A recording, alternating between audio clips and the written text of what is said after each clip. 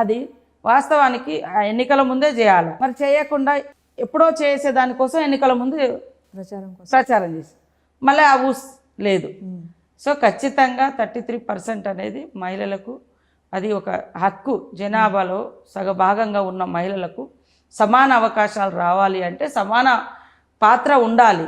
కానీ నరనరాన జీర్ణించుకున్నటువంటి ఫ్యూడల్ భావజాలం, పితృస్వామిక భావజాలం, మగవాళ్ళు గొప్పవాళ్ళు, ఆడవాళ్ళు తక్కువ వాళ్ళు అనే భావజాలం ఇది రానియరు. కొంతమంది జోకులు ఏం చేస్తారంటే, ఓ అంత ఆడవాళ్ళు వస్తే జుట్టులు పట్టుకొని కొట్టుకుంటారు, అట్లాంటిది కూడా మాట్లాడతారు. ఎట్లాంటి వాళ్ళు అంటే కేటీఆర్ లాంటి వాళ్ళు. ఆడవాళ్ళకు బస్సులు పెడితే కొట్టుకుంటున్నారు, ఆడవాళ్ళకు బస్సులు పెడితే క్యాబరెట్ డ్యాన్సులు చేసుకోండి, కూరగాయలు ఇదే సాధించలేకపోతున్నారు వాళ్ళు. ఆడబిడ్డలు కన్నా అని ఒక ఆమె వచ్చి చెప్తే ఎవరి కోసం కన్నావు అమ్మా అని, నీకోసం కాదు కదా, ఆమె కష్టాలు వస్తాయని కాదు కదా. అంటే ఇంత దురహంకారపూరితమైనటువంటి ఆలోచనలు నరనారాన ఉన్నటువంటి మానవులు మగవాళ్ళు ఇంకా ఈ సమాజంలో ఉండబట్టే మహిళల్ని కించపరిచే విధంగా ఇప్పటికి కూడా పోస్టులు పెడుతున్నారు. అయితే కాంగ్రెస్ పార్టీలో ఉన్న కొన్ని కీలక స్థానాల్లో ఉన్న మహిళలు కూడా కాంగ్రెస్లో మహిళలకు అంత ప్రాధాన్యత లేదు అంటారు.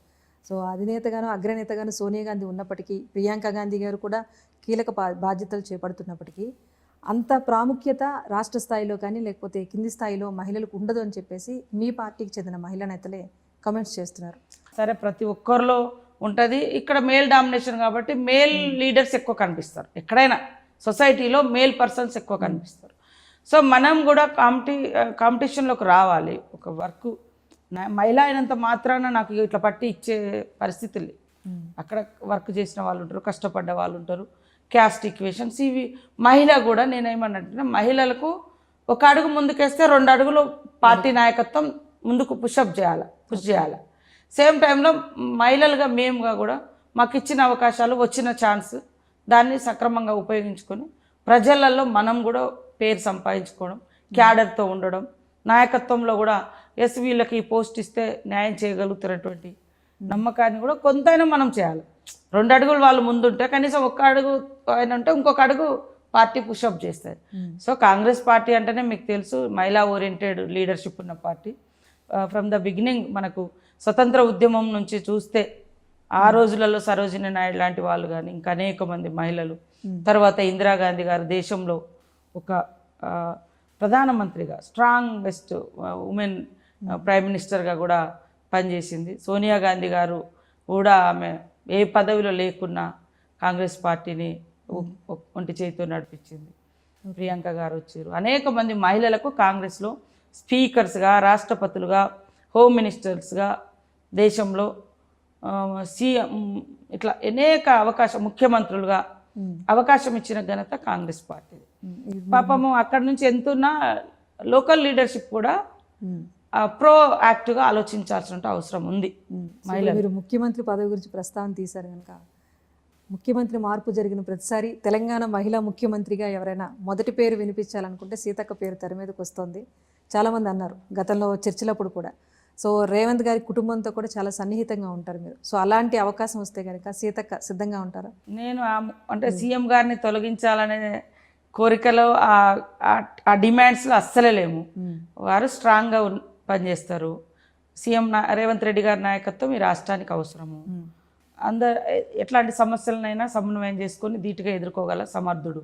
సో నేను మొదటి నుంచి కూడా నాకు ఇలాంటి రకరకాల 5-6 సంవత్సరాల నుంచి రకరకాల కామెంట్స్, ఈ పోస్ట్లో సీతక్కగా ఆయన కాకుండా సీతక్క ఇట్లా అని చాలా మంది అన్నా కూడా నా నిబద్ధత, నా అంకిత భావం, నేను వారితో అంటే దాదాపుగా 2017 నుంచి కాంగ్రెస్లోకి వచ్చిన కంచి కలిసి నడిచిన అంటే ప్రతి ప్రోగ్రాంలలో మంచికి చెడు కూడా ఎంబటున్నాం.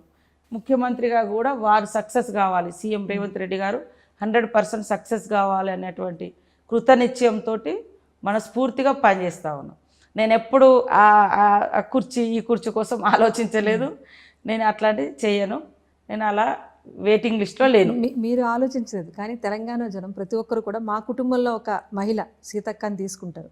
మీరు ప్రమాణ స్వీకారం చేసిన రోజు కూడా పవిత్ర హృదయంతో ప్రతిజ్ఞ చేస్తున్నాను అన్నప్పుడు కూడా స్టేడియంలో చాలా ఒక దద్దరిల్లిపోయిన సిచ్యువేషన్ మేము చూసాం. సో అంత రెస్పాన్స్ ఉండేటప్పుడు నిజంగా ప్రజలు కోరితే కూడా సీతక్క తీసుకోరా? సీఎం గారు ఉన్నారు, ఆయన ఏదో వేరే ఇంకా హై పొజిషన్కి పోయి లేదా ఇంకే ఎవరు అక్కడ సంక్షోభం ఉంది అనేది లేదు. దాని గురించి అసలు ఆలోచనలే లేవు మన రాష్ట్రంలో. ఖచ్చితంగా రేవంత్ రెడ్డి గారే సీఎంగా ఉంటారు. 100% మేము వారికి బ్యాక్ బోన్గానో సపోర్టర్స్గానో అక్క చెల్లెలుగానో ఆ రకంగానే ఉంటాం తప్ప ఎప్పుడు అన్నదమ్ముల అంటే ఒక ఆడబిడ్డ ఉంటుంది కదా, ఆడబిడ్డల సంక్షేమం గురించి అన్నలు తమ్ములు ఆలోచిస్తారు. కానీ కొన్ని సందర్భాలలో మన కుటుంబాలలో కూడా ఆడబిడ్డల సంక్షేమం గురించి ఆలోచించని అన్నతమ్ములు ఉన్నా కూడా ఆడబిడ్డలు మాత్రం ఖచ్చితంగా నా అన్నతమ్ములు బాగుండాలని కోరుకుంటారు. 100%. అంటే ఇది తెలంగాణలో అంటే ఎక్కడైనా కూడా ఆడకూతుర్ల యొక్క ఏం మనం అంటాం ఒకటి, తండ్రి లేకున్నా అత్త మేనత్త ఉంటే చాలు ఆ పిల్లలకు కాదు. అది నా ఇంట్లో నేను పోషిస్తున్నా. మా అన్నయ్య చాలా రోజుల క్రితం ఎన్కౌంటర్ అయ్యి చనిపోయాడు. ఆ పిల్లలు మాతోటి ఉన్నారు, మేమంతా ఒక ఉమ్మడి ఫ్యామిలీ లాగా. ఇప్పుడు కూడా నా మేనగోడలు నాతోటే ఉంటుంది, మా అన్న కూతురు, మా అన్న పిల్లలు తండ్రి మేనత్త. సో ఇక్కడ కూడా ఒక రకంగా మేము అంటే సీఎం గారితో ఒక అన్న చెల్లెల అనుబంధం ఉంది కాబట్టి ఖచ్చితంగా ఎప్పుడు కూడా ఆ కుటుంబం బాగుండాలి, సీఎం రేవంత్ రెడ్డి గారు బాగుండాలనే కోరుకుంటాం ఒక ఆడబిడ్డగా. అంతే తప్ప వేరే రకమైనటువంటి గోతుల్లో అది లేదు.